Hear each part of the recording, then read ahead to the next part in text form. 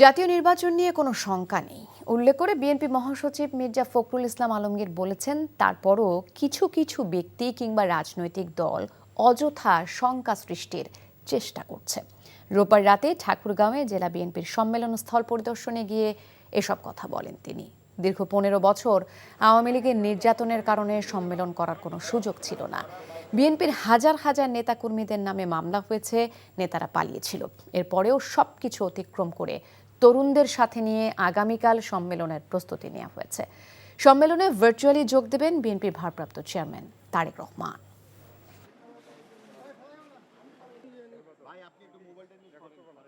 জাতীয় নির্বাচনে কোনো শঙ্কা দেখি না, তবে আমরা একটু উদ্বিগ্ন যে কিছু কিছু সংখ্যক ব্যক্তি অথবা রাজনৈতিক দল তারা অযথা অযাচিতভাবে এই শঙ্কা সৃষ্টি করবার চেষ্টা করছেন। বাংলাদেশের মানুষ সেই সমস্ত আপনার দুর্ঘটনাতে তারা সমর্থন করবে না।